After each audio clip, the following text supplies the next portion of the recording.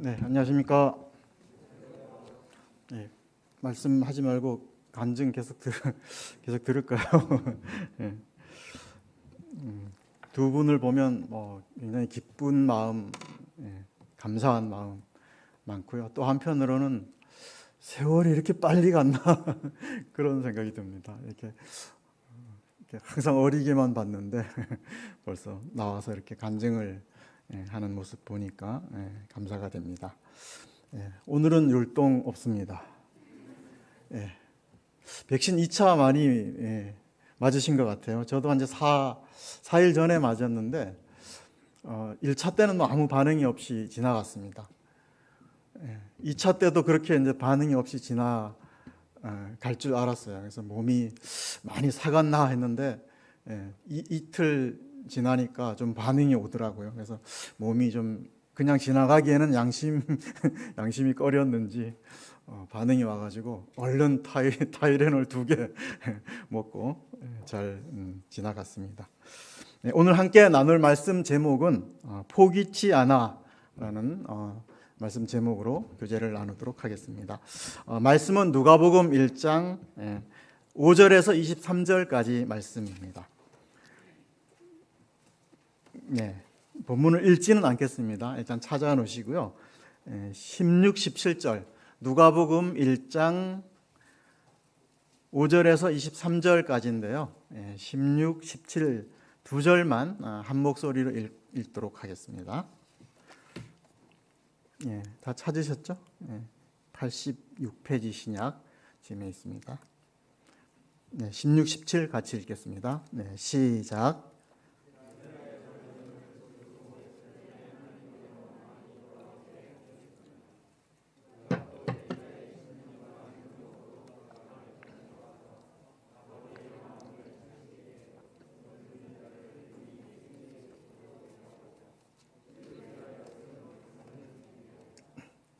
네, 감사합니다.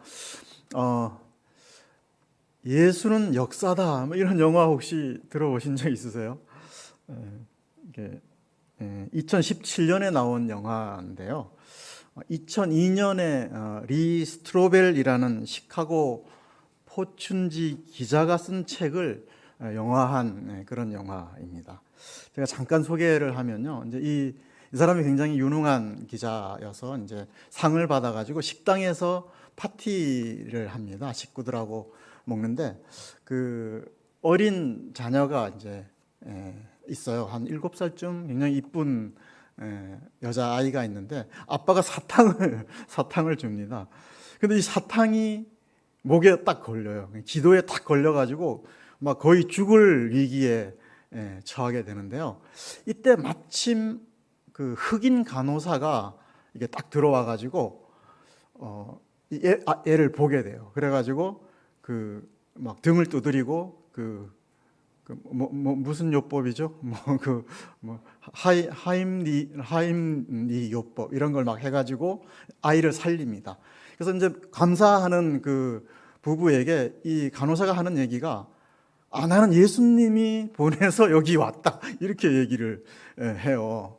왜냐하면 자기는 이 식당에 올 이유가 전혀 없었는데 왠지 느낌이 이 식당을 자꾸 가게 했다. 그래서 이제 자기도 오기 싫었는데 이 식당을 왔는데 마침 이제 이런 일이 일어나 가지고 이제 아이를 이렇게 살려주는 그런 일이 있었어요. 그래서 그때부터 이 엄마하고 이제 딸은 예수님을 이제 관심을 갖고 믿게 됩니다. 그래서 간호사가 나간 그 침례교인 것 같아요. 거기에 나가서 이제 예수님을 영접하고 이제 변화가 되는 그런 역사가 있는데 문제는 남편이 문제입니다. 남편이 이제 이게 자꾸 저 부인이 변해 가니까 아주 극렬하게 반대를 합니다. 또 기자고 이러니까 되게 좀 엘리트고 이러니까 그래서 그 침례하는 그 장소에 가가지고 보다가 나의 사랑을 배반하고 예수님이란 남자하고 결혼했다 이러면서 막 침례 중간에 막 떠나고 그래가지고 막 부부 싸움 막 하고 술 먹고 들어와가지고 막 아이가 보는 앞에서 싸우고 막 이렇게 됩니다. 그래서 그 남편은 급기야는 이혼하려고까지 생각을 그렇게 하더라고요. 그래서 이제 그런 말을 하려고 할 때 이 이제 부인은 더 이상 얘기를 하지 않고 에스겔서 36장 26절 말씀을 붙잡고 기도만 하게 됩니다. 거기 보면 이제 남편의 굳은 마음을 제거하고 부드러운 마음을 달라 하면서 이제 기도를 이렇게 하는데요. 하나님께서 어떤 방법으로 이 남편을 구원하시냐면 하면은 이 남편이 기자니까 예수님의 죽으심과 부활이 허무맹랑한 어떤 기사다, 허무맹랑한 사건이다. 이거를 내가 과학적으로, 역사적으로, 의학적으로 내가 파헤쳐서 예수님의 부활은 가짜다, 이 특집 기사를 쓰려고 이제 준비를 하게 됩니다. 그러면서 이제 유명한 고고학자, 철학자, 의사, 이런 사람들을 이제 만나면서 이제 취재를 시작하는 그게 이제 영화에 이제 그려지는데요. 한 가지 딱 예를 들면 고고학자를 찾아갑니다. 왜 고고학자를 찾아가냐 하면 성경 기록 자체가 가짜라는 거죠. 이거 어떻게 믿을 수 있냐? 수천 년 전에 쓴 거를. 그리고 원본은 하나도 남아 있는 게 없잖아요. 하나도 없고. 근데 이게 어떻게 이걸 믿을 수 있냐? 그래가지고 이제 고고학자를 찾아갑니다. 근데 이 고고학자가 하는 얘기가 뭐냐 하면 사본이 많다는 거예요. 성경은 필사본이 한두 권이 아니라 5,800권, 신약만 5,800 사본들이 남아 있다는 거예요. 그래서 이거를 하늘로 쌓으면은 진짜인지는 모르겠는데 한 1,600m나 이게 쌓인다고, 사본이.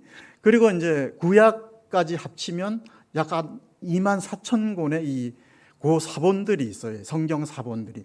그 내용은 다 거의 일치하니까. 그러니까 우리가 이제 구석기나 이런 조선시대에 일어난 사건들 그 자리 안 가봐서 모르잖아요. 근데 어떻게 압니까? 그 사건에 대한 기록들이 많으면 그건 사실인 거죠.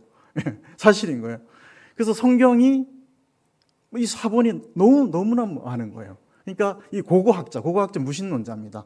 고고학적인 그 학술로 사본이 이렇게 많으면 이거는 사실로 믿을 수밖에 없다. 이래가지고 이 기자가 밝히려고 하다가 오히려 한 방 먹고 이제 패하게 되죠. 그래서 이제 이런 식으로 이제 다 얘기하면 스포가 되니까 여기까지만 얘기하겠는데요. 이런 식으로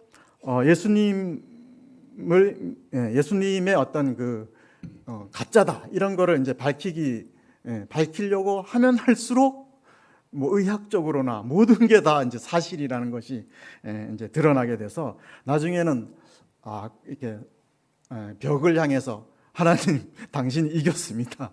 이렇게 자기가 두 산 두 발 들고 이제 부인한테 가가지고 내가 하나님 믿게 됐다. 그래서 이제 영접 기도를 하고 같이 이제 기도를 하면서 영화가는 이제 끝나는데요. 이 기자의 마음을 결정적으로 돌이킨 것은 사랑이었습니다. 포기치 않는 부인의 사랑이 있었고요. 또 도중에 아버지가 돌아가십니다. 근데 아버지하고 굉장히 원수지간처럼 자라는데 아버지가 죽은 뒤에 이제 유품을 이렇게 정리하다가 아버지가 자기를 미워한 게 아니라 자기 첫 기사를 그 수첩에다 아주 꼬깃꼬깃하게 넣어가지고 이게 평생을 가지고 다녔다는 것을 이제 확인을 하죠. 그래서 아버지의 사랑도 확인하고 그러면 이제 마지막에는 예수님이 왜 그러면 진짜 죽고 부활하셨을까? 그 이유가 도대체 뭔가? 그게 이제 사랑이라는 거죠. 그래서 그 사랑에 나중에는 감동이 돼서 결국은 이제 예수님을 믿고 회심을 한다. 그런 얘기입니다. 너무 많이 얘기하면 이제 보실 때 혹시 이제 보실 기회 있으면 재미없으시니까 보신 분도 계실 것 같고 이게 이제 역사적으로 있었던 사실이랍니다. 사실을 이제 이렇게 간증을 한 책을 이제 영화화한 건데요. 예수님은 역사적인 사실입니다. 오늘 말씀이 그 예수님이 오시기 전에 사건을 기록하고 있습니다. 본문으로 이제 돌아가도록 하겠습니다.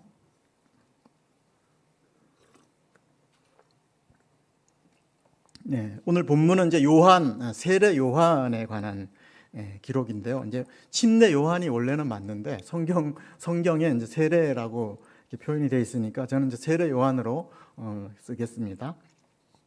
말라기 4장 5, 6절에 보시면요, 하나님께서 메시아를 보내기 전에 선지자 엘리야를 보내시겠다고 약속을 하십니다. 그리고 나서 몇 년 동안 아무 반응이 없죠. 400년 동안 아무 반응이 없습니다. 그러니까 하나님께서는 침묵하십니다. 아무 선지자도 보내지도 않고 말씀도 주시지 않죠. 그래서 이제 사가들은 이 기간을 암흑기, 이렇게 암흑기 이렇게 얘기를 합니다. 근데 이제 하나님께서는 이렇게 손 놓고 계시지는 않았죠. 그 창세기에 보면 흑암 가운데서 하나님께서 빛이 있으라 하면서 빛을 창조하시잖아요. 이렇듯이 하나님께서는 400년 동안 그 복음이 유대를 넘어서 전 세계로, 전 이방 세계로 뻗어 나갈 수 있는 역사적인 물밑 작업을 이 400년 동안 계속 하셨습니다. 그게 이제 로마가 세계를 지배하는 그런 로마 제국주의가 일어나게 되고, 이 로마는 이제 아주 도로망을 굉장히 잘 확충하죠, 세계적으로. 그리고 헬라 언어가 통일이 됩니다. 그러니까 이 복음은 이제 이 길과 이 언어를 통해서 세계적으로 이제 뻗어나갈 수 있는 그런 어떤 물밑 작업을 하시는 그 기간이 이제 400년 기간이라고 할 수가 있고요. 그래서 그 기간이 끝나자 이제 사가랴에게 이제 복음의 말씀이 전해지는데, 이 소식이 정말 화려한 왕궁으로 전해진 것도 아니고, 정말 그 시대 대제사장에게 전해진 것도 아니고요. 정말 이름 모를 산골에 사는 이 정말 자식도 없이 소망 없이 살아가는 사가랴 부부에게 전해집니다. 다 같이 본문 5절을 같이 한번 읽어보겠습니다. 시작.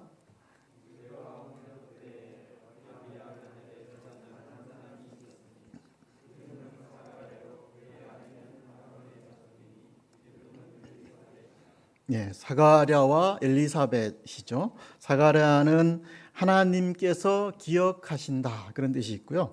엘리사벳은 하나님은 완전하시다 이런 이름의 이제 그런 뜻이 있습니다. 이들의 신분은 이제 대제사장은 아니고 그냥 일반 제사장이었습니다. 유대 사회에서 제사장은 아무나 될 수가 없죠. 레위 지파여야 했고요. 또 혈통적으로는 아론의 자손만 이제 제사장이 될 수 있었고, 본문에 보면 아비야의 반열 이렇게 나오죠. 반열은 이제 어떤 우리 학교 가면 일반, 2반 이렇게 반을 나누잖아요. 그 반을 얘기합니다. 그래서 당시 그 제사장 반열이 24반열이 있었고요. 일반 제사장은 총 2만 명이 있었습니다. 그러면은 한 반열에 제사장이 몇 명 있죠? 한 800명 가량이 있었던 거죠. 그래서 이 사가랴는 8반에 속한 그 반열의 제사장이었습니다. 이들의 삶은 굉장히 녹록지 않았다고 합니다. 이 또 어느 지역에 사느냐에 따라서 또 굉장히 빈부의 격차가 있었는데요. 예루살렘에 살던 제사장들은 아주 좀 특권층이고 잘 살았는데, 그렇지 않은 대부분의 제사장들은 아주 가난한 삶을 살았다고 합니다. 본문 39절을 참조해 보시면은 1장 39절에 보시면 사가랴 부부가 살던 동네가 소개가 되고 있죠. 강릉 명주로 교회처럼 아주 유명한 곳입니까? 뭐라고 나오죠? 이름도 없습니다. 산골 이렇게 나오죠. 산골. 얼마나 산골이었으면 산골로 이렇게 성경이 표현을 했는지 모르겠는데요. 당시는 이제 제사장들은 직장도 없이 이제 11조, 백성들이 낸 11조로 살아갔는데, 이 11조를 그렇게 많이 띄워 먹었다고 합니다. 그래서 이 제사장들이 정말 생활비가 없어서 제사장직을 버리고 가는 말라기 시대 때 그런 참 일들이 많이 있었다고 합니다. 그러니까 사가랴 부부는 가난했을 뿐 아니라 또 한 가지 이제 문제가 있죠. 그게 뭐죠? 7절을 보시면 엘리사벳이 잉태를 못함으로 그들에게 자식이 없고 두 사람의 나이가 많더라. 아이가 이제 없었습니다. 아이가 없으면 당시에는 어떻게 여겼습니까? 하나님이 저주했다 이렇게 여겼고요. 놀라지 마십시오. 이혼 사유도 됐다고 합니다. 남자 쪽에서 이혼을 청구할 수 있는 그런 자녀가 없으면 참 너무하죠. 남자가 문제가 있을 수도 있잖아요. 이혼 사유도 됐고 막 죄인 취급하고 그렇게 했다고 합니다. 여담입니다만 요즘 이런 법 있었으면 좋겠어요. 하도 아이를 안 낳아가지고 좀 이런 율법이 있으면 좀 이렇게 인구가 좀 늘어날 것 같은데 또 이들은 늙었기 때문에 또 앞으로 아이를 가질 희망도 이렇게 없었다고 할 수가 있습니다. 그리고 당시 시대가 또 굉장히 어두웠습니다. 그거는 뭘 가지고 알 수 있냐면 5절 상반절 보면 무슨 왕 때라고 나옵니까? 헤롯 왕 때 이렇게 나오죠. 우리 가끔 이런 말 쓰죠. 야, 요즘 시대가 어느 시대냐? 요즘이 5공화국 시대인 줄 아냐? 요즘이 560 군부 독재 시대에도 이러지는 않았다. 우리가 이런 말 자주 쓰죠. 그러니까 560 시대는 군부 독재를 이제 이렇게 상징하는 그런 대변하는 말인데요. 헤롯 왕 때 하면 이제 이런 굉장히 암울한 그런 걸 대변한다고 할 수 있습니다. 제가 5공화국 때는 제가 중학교 2학년 때였습니다. 중학교 2학년 때 무슨 일이 있었냐면 이제 정부에서 반 친구들을 감시하라고 반에다가 정화위원을 2명씩 뽑아서 이렇게 하여간 전체에서 2명인지 어쨌든 정화위원을 뽑아서 친구들을 감시하도록 그런 제도가 있었어요. 그 정도였습니다. 놀라지 마십시오. 저도 정화위원이었습니다. 그렇다고 이렇게 권위를 휘두른 건 아니고 그냥 정부에서 뽑아서 놓으라고 하니까 이제 정화위원도 했던 기억이 나는데 이제는 말할 수 있다.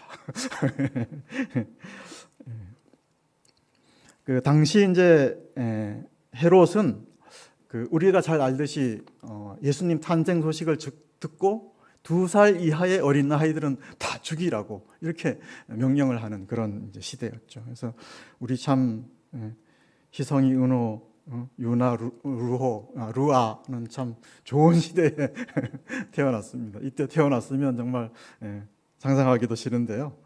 또 이는 왕자리를 자기가 잃어버릴까봐 부인도 막 2명이나 죽이고 자식도 3명씩이나 암살하는 그런 아주 정말 아주 폭정을 일삼았던 그런 왕이었습니다.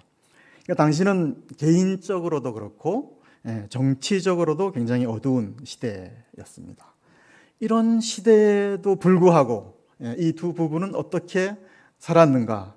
6절을 다 같이 한번 읽어보겠습니다. 시작.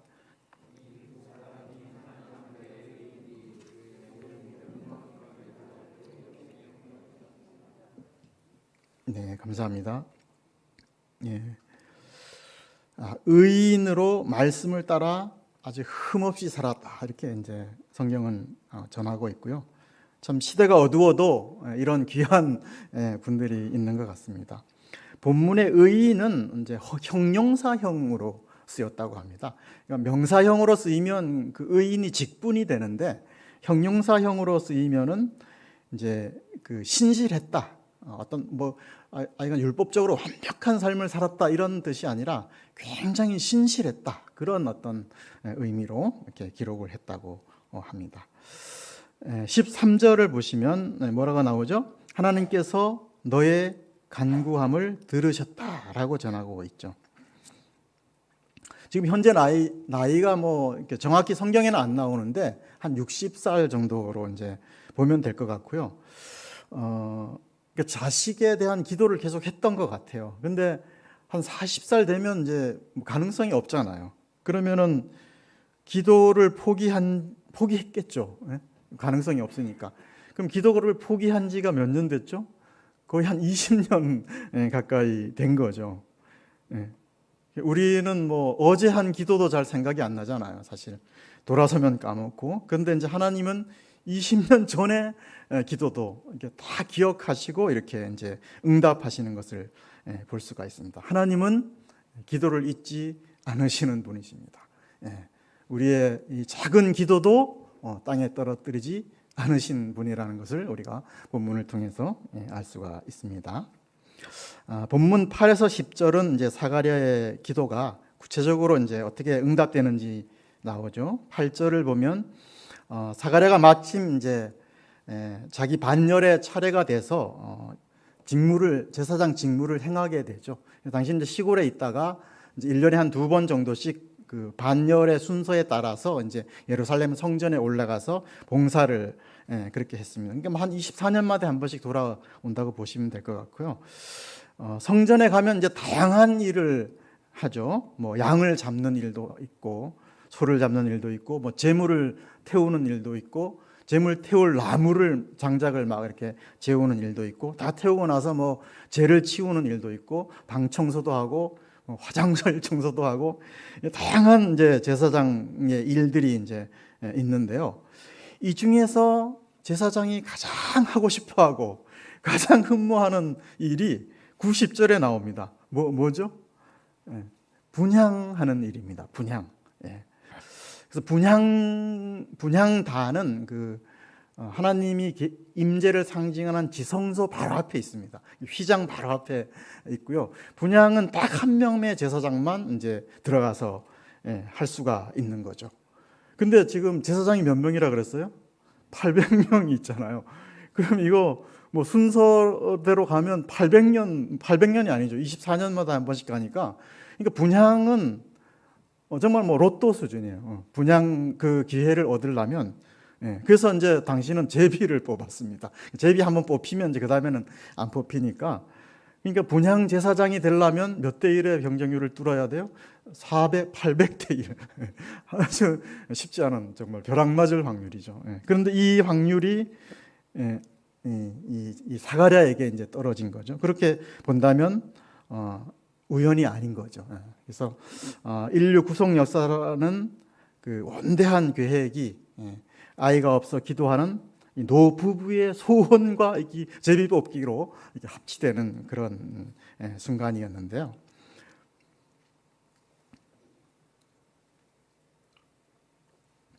분향은 백성들의 기도가 하나님께로 이렇게 올라가는 그런 아주 의미 있는 상징을 가지고 있습니다. 그래서 이제 분향할 때는 바깥에서 모든 백성들이 모여서 같이 기도를 합니다. 그때는. 그래서 땅바닥에 엎드려서 이렇게 분향할 때, 그때 딱 모든 백성들이 맞춰서 이제 기도를 하고요. 분향이 끝나면 이제 그 분향 제사장이 이제 딱 나와서 그 백성들 앞에 딱 서고 또 그 앞쪽으로는 그 같이 온 제사장들이 딱 이렇게 도열해서 이렇게 쫙 이렇게 섭니다. 그리고 이제 축복문을 낭독을 해줍니다. 백성을 축복하면서 이제 이 분향 그 일이 끝나는데요. 그 축복문이 민수기 6장 24에서 26절에 있습니다. 우리 사회자께서 한번 읽어 주시기 바랍니다. 민수기 6장 24에서 26절 말씀입니다. 한 번만 부탁드립니다. 여호와는 내게 복을 주시고 너를 지키시기를 원하며 여호와는 그의 얼굴을 내게 비추사 은혜 베푸시기를 원하며 여호와는 그 얼굴을 내게로 향하여 드사 평강 주시기를 원하노라 할지니라 하라. 예, 이렇게 이제 한 절씩 그 분향 제사장이 이렇게 제창을 하면 이제 선창을 하면 나머지 제사장들이 이제 다 이렇게 같이 따라서 하면서 이제 축복을 해 주는 그런 어떤 아주 장면이 이제 연출이 되는데요.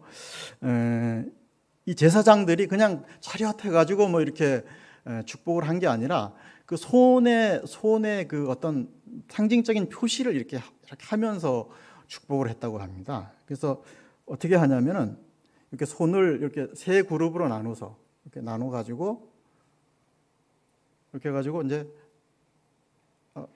잘 안 되는데 이렇게 딱 했답니다. 이렇게 딱 해가지고 이제 이 축복을 이제 이렇게 세 그룹으로 나눠서 이렇게 딱 했다고 합니다. 여러분도 한번 해보시겠습니다. 하나, 둘, 셋 하면 동시에 한번. 하나, 둘, 셋. 잘 되시는 분은 제사장의 피가 흐르는 분이십니다. 우리 김상랑 형제님 한 번에 탁 되시는 것 같은데, 잘 안 되는 분들은 뭐, 알아서 생각하시기 바랍니다. 제사장의 피가 흐르는. 그래서 이 손 모양은 50을 상징합니다. 50. 그러니까 유대인들의 50은 희년을 말하죠.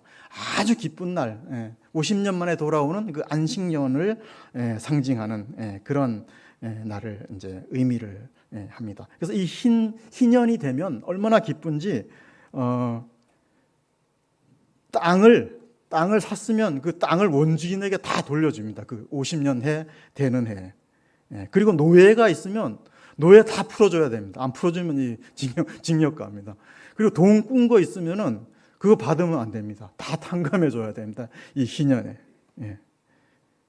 저희 교회가 내년에 50주년입니다. 이거 한번 해볼까요? 제 통장이 지금 마이너스 통장인데 희년 한번 해볼까요, 내년에? 백성들이 이제 이 분향 제사장의 축복을 다 기다리고 있는데, 자문차사죠. 사가랴가 좀 늦게 나와서도 이제 선창을 해야 되는데 말을 못하고 이제 몸짓으로만 이렇게 꿀먹은 덩어리가 됐었죠. 그 이유가 이제 12절에 나옵니다. 사가랴가 이제 그 분향단 안에 혼자 이제 들어갔겠죠. 근데 이제 오른쪽에 있는 천사를 보고 어떻게 합니까? 놀라며 무서워했다. 그러니까 천사를 보고 이 노 제사장이 천사 딱 보면 어떻게 해야 돼요? 대박! 하나님 감사합니다. 이렇게 이제 좀 달라야 되는데 아주 그냥 화들짝 놀라고 무서워했습니다. 관록이 있어야지. 성경은 그를 뭐라고 그럽니까?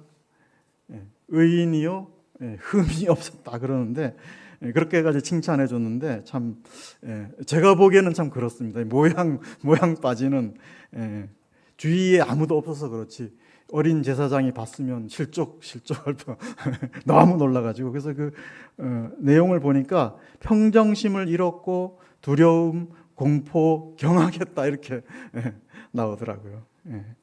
그래서 이제 이런 반응을 보이는 이유가 이제 18절에 나오죠. 내가 이것을 어떻게 알리요? 내가 늙고 아내도 나이가 많았으니이다. 또 20절에 보면 뭐라고 합니까? 믿지 못했다. 이렇게 나오죠. 그러니까 상식적으로 하나님의 말씀이 말이 안 된다고 이렇게 생각을 했습니다. 사가랴는. 그래서 이 불신 때문에 사가랴는 이제 말을 못하게 되고 10달 동안 정말 말 한마디 못하고 하루하루 보내게 됩니다. 이 얼마나 답답했을까. 이렇게 좀 우리 말 하루만 못해도 되게 답답하잖아요. 그래서 또 교도소에도 독방을 굉장히 싫어하고요.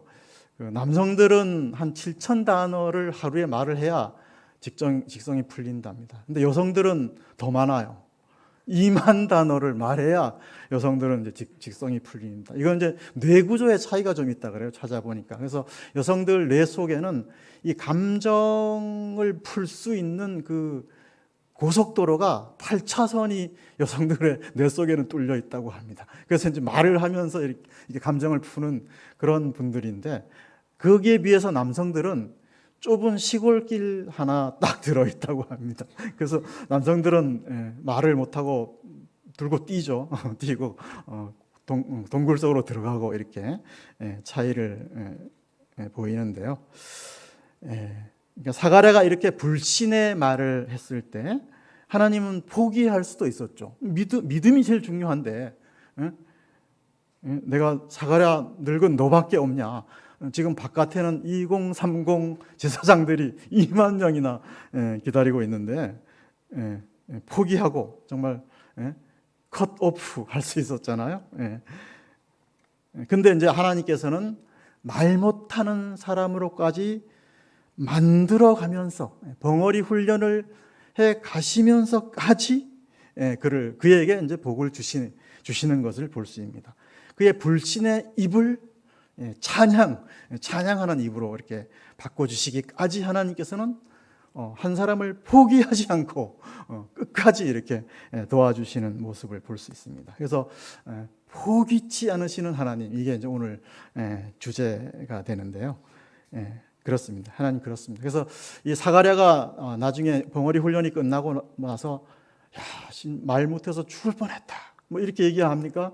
아니죠. 하나님을 찬양하는 아주 위대한 찬송시를 이렇게 읊는 것을 볼 수가 있습니다. 그러면 16, 17절 말씀 같이 한번 읽고 정리할까 합니다. 16, 17절 읽겠습니다. 네, 시작.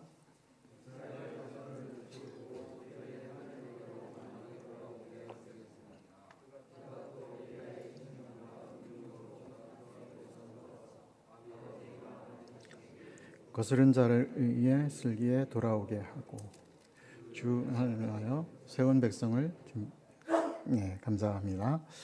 네, 세례 요한의 역할은 어떤 거창한 것을 이루는 게 아니죠. 마음을 돌이키는 그런 역할을 한다고 합니다. 그러니까 멀어진 부모의 마음을 자식에게, 멀어진 자식의 마음을 부모에게 돌이키는 그런 역할을 한다고 합니다. 본문에 거스르는 자는 의인의 슬기에 돌아오게 한다, 이 뜻은 거역하는 자들은 의인의 지혜의 길로 돌아오게 한다, 이런 말로 해석을 하면 되죠. 차로 말하면 뉴턴이죠. 뉴턴. 그러니까 돌아서 이제 이렇게 오도록 마음을 그렇게 귀한 그런 역할이라고 볼 수 있습니다.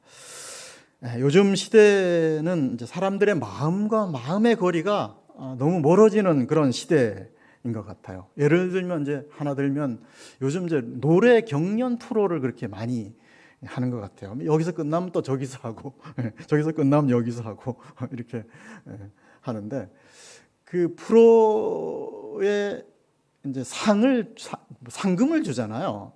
근데 어떻게 해요? 한 사람한테 몰아줍니다. 1억 하면 1등에게만 다 그래요, 다. 2, 3등은 국물도 없어요. 특전과 특권 다 이렇게 몰아주니까 모든 참가자가 오로지 1등만 하려고 노력을 하죠. 1등 제일주의는 경쟁을 더 심하게 유발하게 되죠. 제가 초등학교 때는 3등까지는 그래도 상을 줬어요. 1등 공책 3권, 2등 2권, 1등 1권. 그리고 전교생한테 공책 1권도 다 기본적으로 골고루 나눠져 가지고 이 공책 안 끼고 가는 친구들은 없었던 것 같은데, 이게 시대가 가면 갈수록 이렇게 1등에게 몰아주는 그런 시대인 것 같습니다. 요즘 뉴스에만 틀면 나오는 그 넷플릭스 그 오징어 게임인가 영화도 있잖아요. 그것도 한 명만 살아남고 그 사람한테 그냥 상금을 다 주는 그런. 그래서 이런 경쟁은 어떤 경쟁을 유발하고, 또 경쟁은 인간미를 많이 떨어뜨리는, 마음과 마음을 많이 멀어지게 하는 그런 이제 시대고요. 그 세례 요한의 시대도 마찬가지로 비슷한 시대였다고 볼 수 있습니다. 마음의 거리가 많이 멀어진 시대인데요. 당시에는 파가 6개 파가 있었습니다. 잘 알듯이 바리새파, 사두개파, 서기관파, 헤롯당파, 열심당원파, 에세네파, 이렇게 6개의 파로 나누어져서 이렇게 사람들이 마음이 분열이 됐는데요. 정통주의 보수파가 이제 바리새파고, 거기에 반기를 들고 나온 자유주의 진영이 이제 사두개파고, 또 율법 교사 진영이 이제 서기관파고요. 헤롯 왕을 아주 이 무서운 헤롯 왕이지만 극렬하게 지지한 헤롯 당파도 있습니다. 태극기 부대라고 할 수 있나요, 요즘은? 거기에 반기를 든 사람들이 이제 열심당원파입니다. 굳이 요즘 말로 붙인다면 촛불 집회 단이라고 할 수도 있고요. 그리고 이런저런 파, 난 다 싫다, 나는 쿰난 동굴에 가서 살겠다, 이런 파도 있어요. SNF파도 있었습니다. 그래서 당시 뭐 아버지는 헤롯파, 아들은 뭐 열심당원파, 형은 바리새파, 동생은 뭐 사두개파, 이렇게 막 가정이 또 특히 사분오열돼서 이렇게 싸워서 가정이 무너지는 그런 또 시대였다고 주석에 그렇게 나오더라고요. 그래서 그 당시나 요즘이나 정말 이렇게 사람들의 마음은 이렇게 서로 멀어져 있는 그런 시대인 것 같습니다. 사도 요한이 바로 이렇게 멀어진 마음을 돌이키는 그런 사역을 하죠. 사도 요한은 뭐 했습니까? 내 뒤에 오시는 어린 양 예수님을 증거하는 그런 역할을 한 사람이죠. 그러니까 마음을 돌이킬 수 있는 유일한 길은 예수님을 영접하는 길밖에는 없습니다. 제가 이제 역사는 예수님은 역사다 이런 영화를 얘기를 했는데 거기에 그 여인이 그 예수님을 믿은 그 말씀이 요한복음 1장 12절 말씀입니다. 영접하는 자, 그 이름을 믿는 자들에게는 하나님의 자녀가 되는 권세를 주셨으니, 이렇게 이 말씀으로 이제 예수님을 영접하게 되는데요. 예수님을 영접할 때 멀어진 마음이 돌아옵니다. 오늘 보셨지 않습니까? 우리 송규영, 재인 우리 형제 자매들도 예수님께 이렇게 돌아온 그 간증 소감을 발표를 했잖아요. 그래서 우리도 이런 작은 세례 요한의 역할을 해야 하지 않을까, 그런 생각을 좀 했습니다. 결론적으로 하나님은 어쨌든 포기치 않으시는 분이십니다. 사갈의 불신의 입을 찬양의 입으로 바꾸어 가면서까지 이렇게 역사를 이루어 가시는 그런 분이십니다. 우리 모두 이 변치 않는 하나님의 사랑 안에서 승리하는 삶을 살 수 있기를 기도하면서 저의 메시지는 여기서 마치겠습니다. 기도하겠습니다. 아버지 하나님, 말씀 교제를 통해서 은혜를 주셔서 감사를 드립니다.